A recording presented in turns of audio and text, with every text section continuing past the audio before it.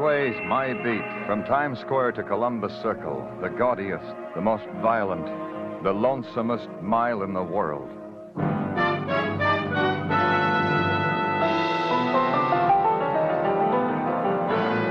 Broadway's My Beat, with Larry Thor as Detective Danny Clover.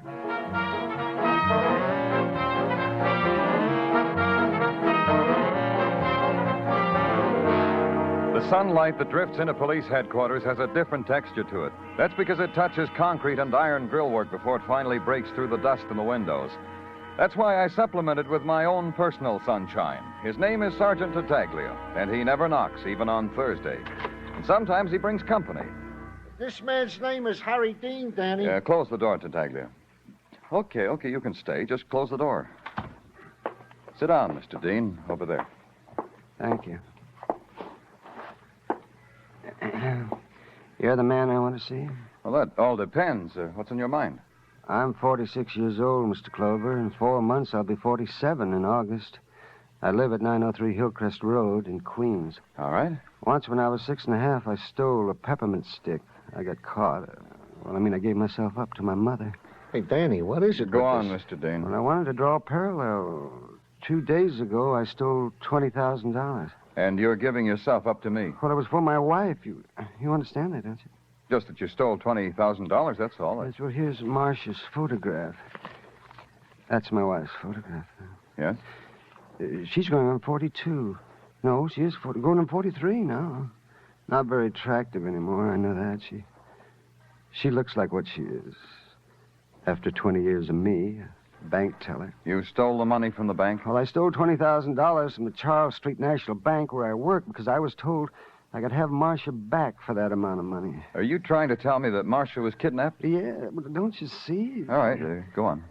Well, I came home yesterday and Marcia wasn't there. About 9 o'clock, I got a phone call. A man said Marcia wouldn't be hurt if I brought the money.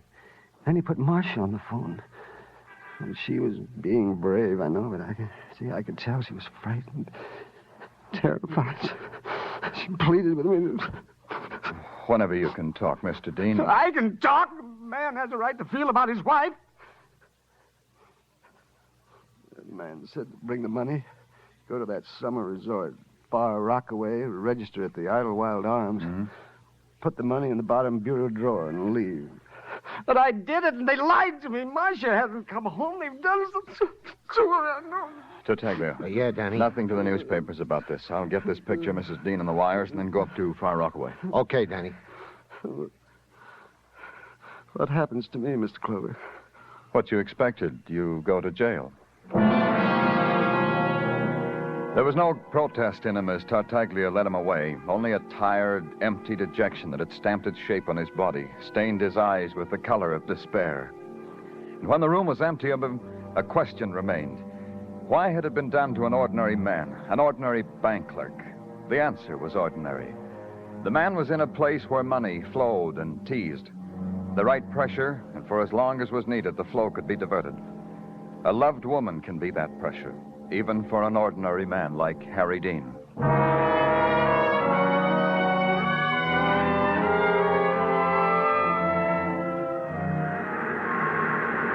At Far Rockaway, the beach is littered with the debris of those who have escaped for a day, for a weekend.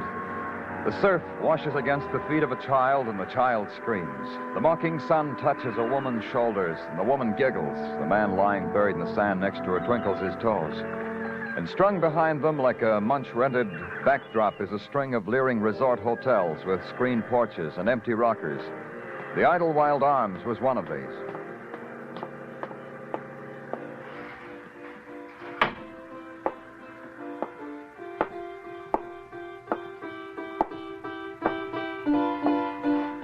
Glory, hallelujah, a guest. Hey, give me room, boy. I've got a welcoming speech for you. Just a minute, Don't interrupt, boy. It's the off-season, and I got to rehearse it on somebody, and you're just as good a guinea pig as anybody, aren't you, boy? Look, You're interrupting, boy. I'm going to have trouble with you. You may at that, kid. I'm from the police. The Idlewild Arms welcomes you with open arms. And I promise you ain't going to be idle, but you might be wild. Did I hear you, boy? You're from the police? It finally penetrated, huh, Don? Look, boy, I got nothing to do with this crumb joint. They hired me to spread sunshine and desk clerk for a lousy sawback a week with meals. Meals. Harry Dean, what did you do for him? Wipe their noses a brat. What? Harry Dean? I did nothing for him except show him to his room.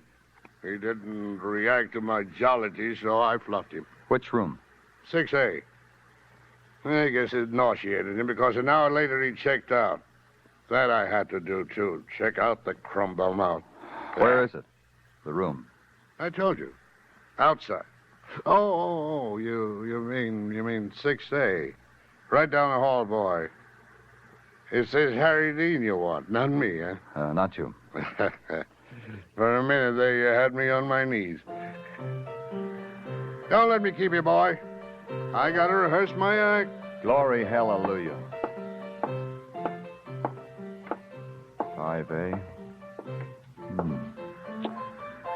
6A. Oh, what are you doing in my room? Get out. Oh, I'm sorry. I thought this room was unoccupied. If I... Are you part of the recreation program? Get out before I call for help. I'm from the police. I want to search this room. Oh? Guess can't stop you then. No. That bureau, do you have your things in it? Not yet. Only just got in a little while ago. Haven't had time to unpack. What's in there, a mouse, a time bomb? Maybe money. Maybe $20,000 worth of money. 20,000? Oh, I wish I'd known. I could have got to it first. Nothing. You say you've been here only a little while.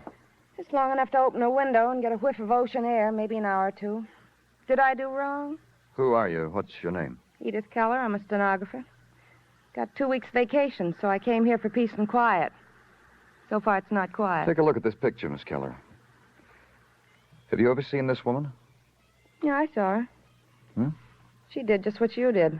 I barely got my body into the room. There was a knock on the door. This woman here, says she left something in the bureau, bottom drawer. She took it out. I wish I'd known. 20,000. Was there anyone with her? Yeah, a man. He stayed in the hall. I didn't get a look at him, just heard his voice. Gee. Gosh. I know, Miss Keller. $20,000. She smiled at me. It was the kind of a smile that had regret in it. So I returned in kind. Then she looked toward the door, so I left.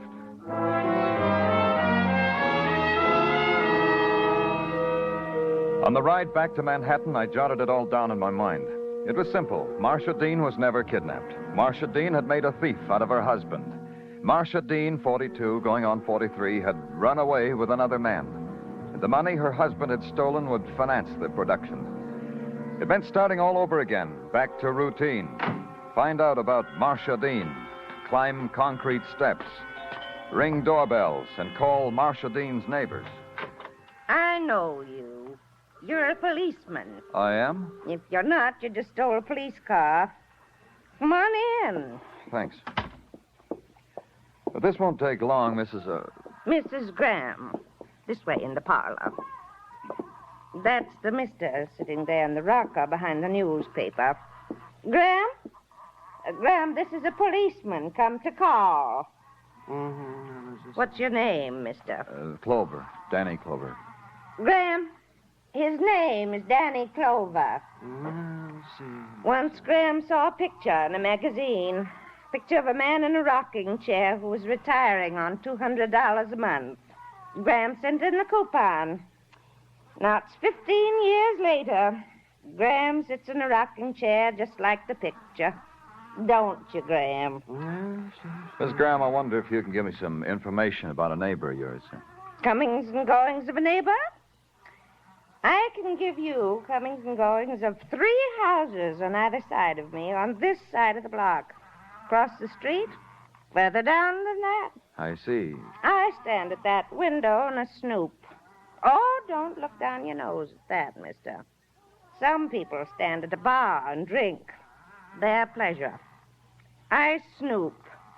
Mine. When was the last time you saw your next-door neighbor, Mrs. Dean? Yesterday. Wednesday. What time was that? When you got into the cab? What time? About 3. I'd say it was about that. What kind of a cab was it, Miss Graham? Yellow cab, I think. Wasn't it, Graham? I said, wasn't it a yellow cab? Wasn't it? See, mister, I told you it was a yellow cab. It didn't take long. At the cab company, a girl with rimless glasses and green eye shade was courteous, efficient, and bored. She pulled the driver's route reports out of a steel file, checked them with me, and found the one that matched.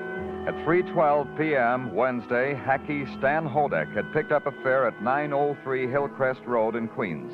If I wanted to talk to Stan about it, the girl said she was sorry. There was no way of reaching him. He'd report in at 10 o'clock. If I cared, I could wait till then. I cared. At 10:05, a cab rolled into the garage. It was Stan, she told me. I went over to it. Oh, the things your body'll take just so's it can eat. You have that trouble, Mac? Continually. The girl in the office told me you were Stan Hodek. That girl is always right. It's like an affliction with her. What's the matter, pal? Did you lose something in a cab? You think it's mine? Oh, nothing like that, Stan. I'm Danny Clover, police department. Oh. Somebody made a complaint because I questioned the good name of his family? I do this many times a day.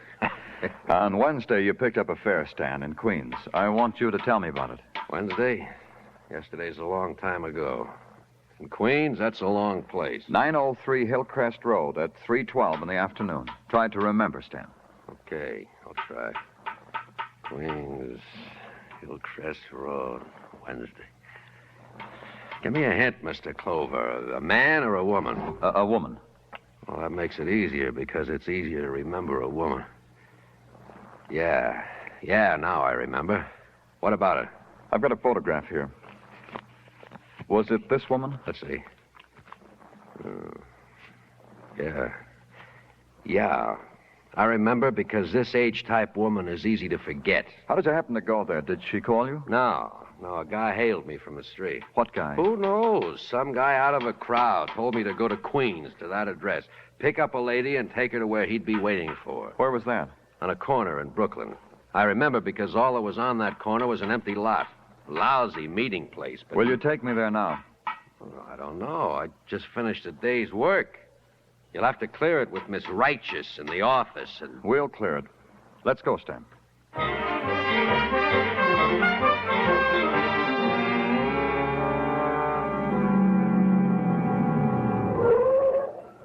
Right here, Mr. Clover. Here's where I left her off. Let's get out. Yeah. You're sure it was right here, huh? Sure, I'm sure. I ought to know. This billboard here was... You didn't see anyone pick her up? Will you tie my shoelace, mister? Hello, little girl. I fell down back there because my shoelace is untied. Here, put your foot up on my knee, honey.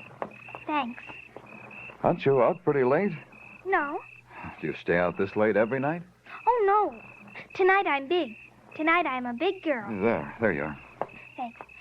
I've even got a big girl's pocketbook. Your mother should know you've got her suede pocketbook. Oh, it's not my mother's. I found it. But give me back my pocketbook. In 1 minute. Where did you find it? Come on, I'll show you. You recognize this purse, Stan? I don't know. I didn't take notice. Right over here on the field. Over there, near those tin cans. Stay here, Stan, with the girl. Yeah.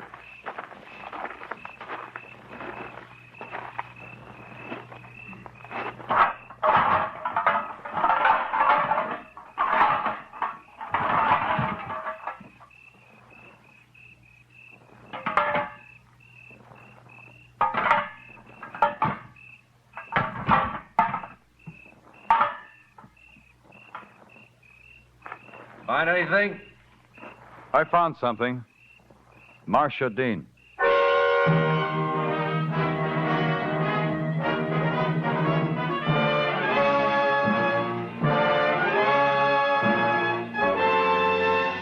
You are listening to Broadway's My Beat, written by Morton Fine and David Friedkin, and starring Larry Thor as Detective Danny Clover. When Dan Seymour starts putting in those phone calls from coast to coast on Sing It Again this Saturday night, there'll be $55,000 in prizes and cash riding on the calls. Here, Sing It Again this Saturday and every Saturday on most of these same CBS stations.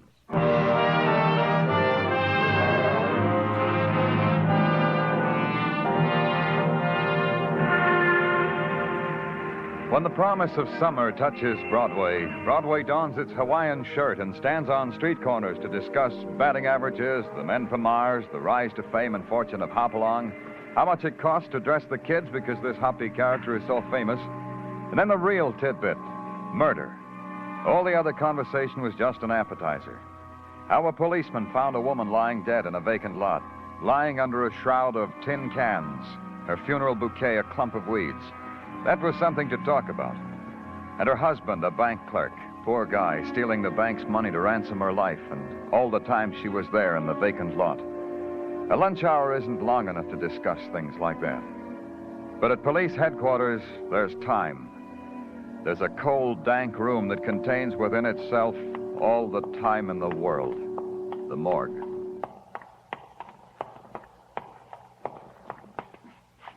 Here he is, Danny. Oh, why did you have me brought here, Mr. Clover? I know she's dead. I know. Do I have to? I know what you must feel, Mr. Dean. This is something that it has to be done.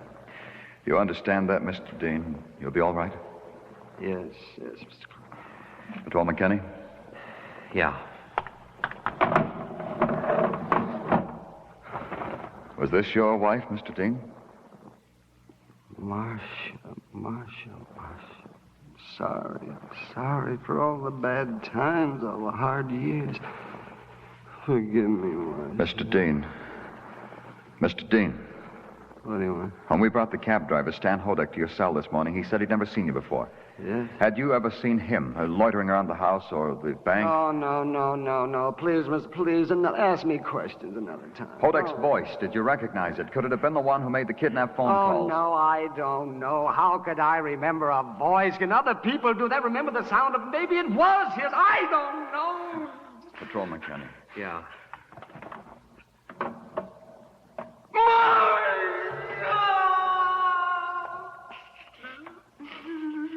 Marcia! Kenny, watch it. He's got your gun. Mr. Dean, give it back to me.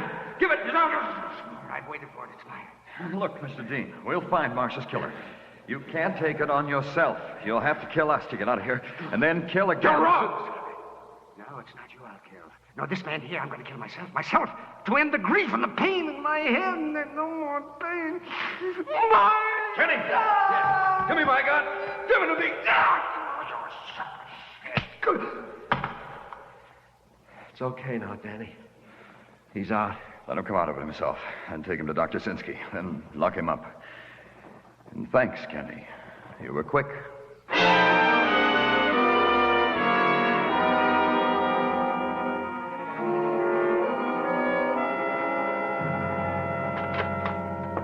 Can I come in, Danny? Come in, Tartaglia. Thanks. Well, here they are, Danny. Wear them in good health. We're what in good health? Your shirts and your intimates. Tartaglia... Your shirts and your intimates, Danny. A little plot Mrs. Tartaglia and I whipped up for you for Mother's Day.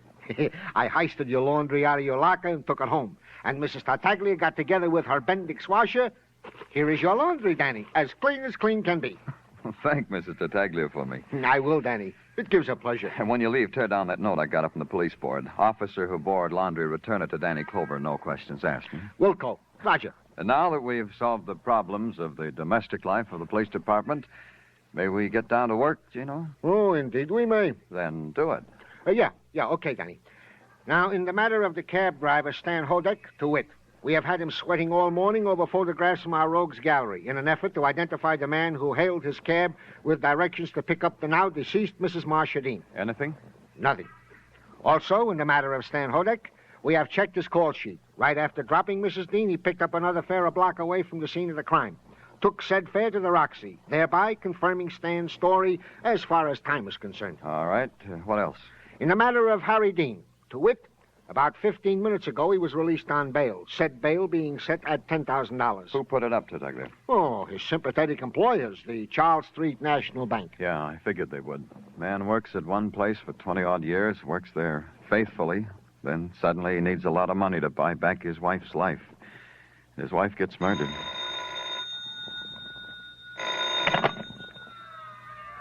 Danny Clover speaking. Muggavan, Danny. I'm phoning from the call box at 45th and Broadway. What's up, Muggavan? Stan Hodek. The cab driver? Yeah, he's in the middle of the street, Danny. He's been shot to death.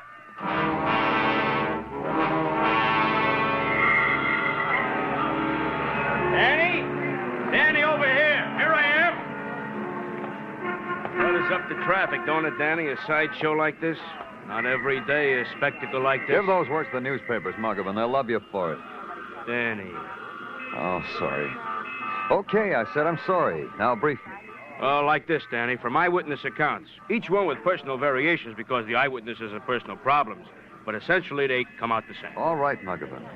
After a little prodding, they all agree on this. Hodek's cab came to a stop for a red light. Man got out, got lost in the crowd. Uh-huh. The light changed. The cab didn't move. Unusual for a cab. Or maybe not unusual. Depends how you feel about cabs. Off the dime, Muggavan. The cab still didn't move. All the traffic behind it was tied up and screaming. Finally, some brave guy got out to argue with Hodek. No argument. Hodek was dead. You saw him, Dan. Yeah. Bullet hole in the back of his head. A new way to pay a cab fare, huh, Danny? The man who got out, could any of these eyewitnesses identify him? I asked them that, Danny. They laughed in my face. Who bothers to scrutinize a guy gets out of a cab?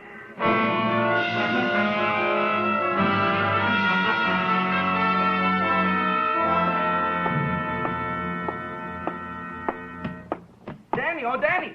Can I see you for a minute? Hello, Dr. Sinsky.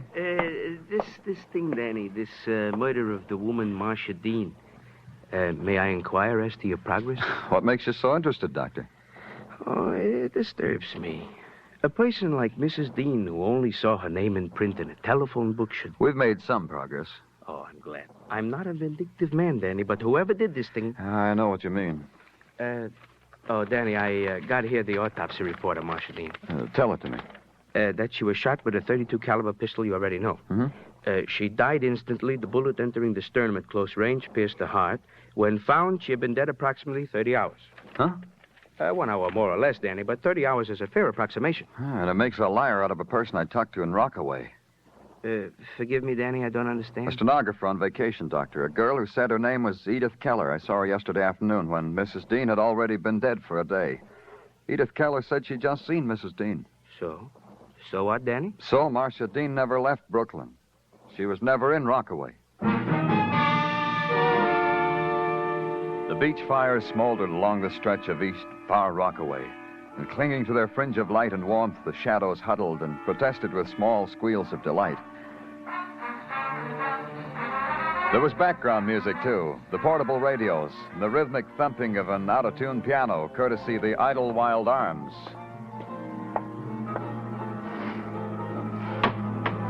The lobby was decked with a desperate gaiety. Under torn Japanese lanterns, 2 people danced.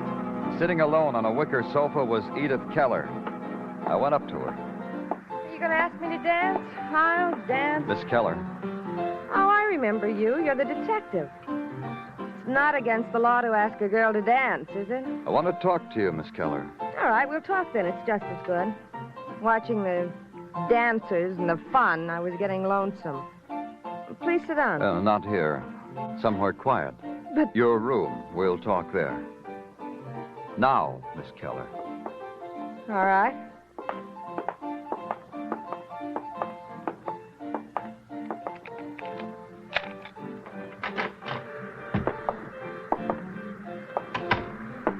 See, I did what you said, but we haven't anything to talk about. Not like this. A bank teller, Edith. Let's discuss him. Bank teller? I don't know anything No, you didn't know him, Edith. You just knew that tellers handle money. You knew there was a way to get that money. I think you must be crazy or something. You and someone else kidnap his wife. Make him bring the ransom here to this hotel. Put it in the bottom drawer of the bureau. You got that money, didn't you, Edith? You're wrong. I told you that woman got it. The woman whose picture you showed me. I told you that. You lied. Marcia Dean was never here because she was dead in a vacant lot in Brooklyn. You and whoever you worked with got her to go to that lot, then murdered her. Who are you working with, Edith? Please, I don't know what you're talking about. I don't know. Who is it, Edith? It could be easier, maybe, if you told me. Who was it that...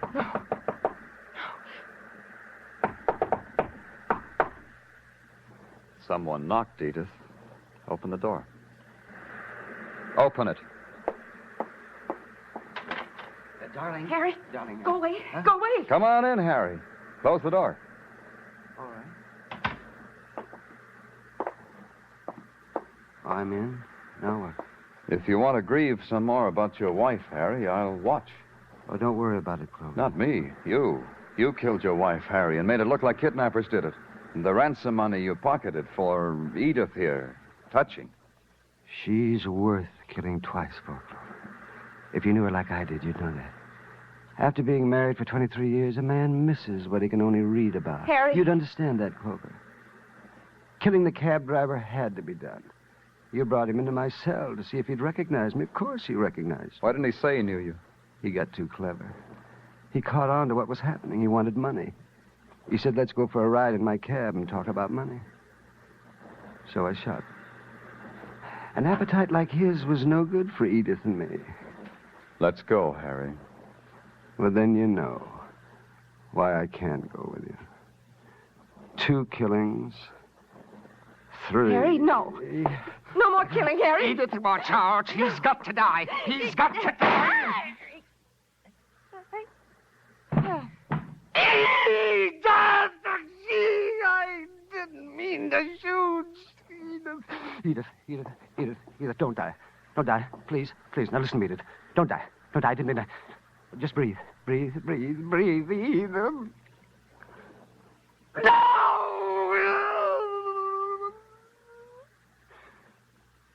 Kill me.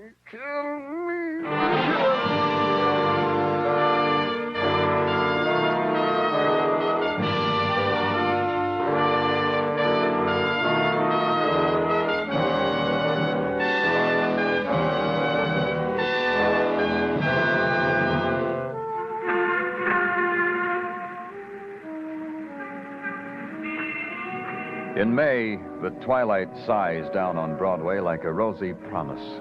You walk toward it, then someone smiles and takes your hand, whispers to close your eyes. And your head gets banged against a wall. The lights are bright, the noise is loud, and your scream mixes well with the shriek of the night. It's Broadway, the gaudiest, the most violent, the lonesomest mile in the world. Broadway, my beat.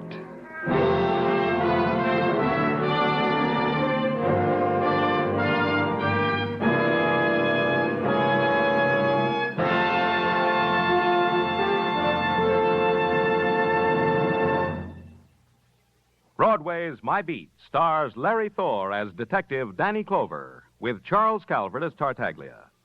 The program was produced and directed by Elliott Lewis. The musical score was composed and conducted by Alexander Courage. Included in the night's cast were Jack Crucian, Howard McNear, Joseph Granby, Virginia Gregg, Hal March, and Marlene Ames.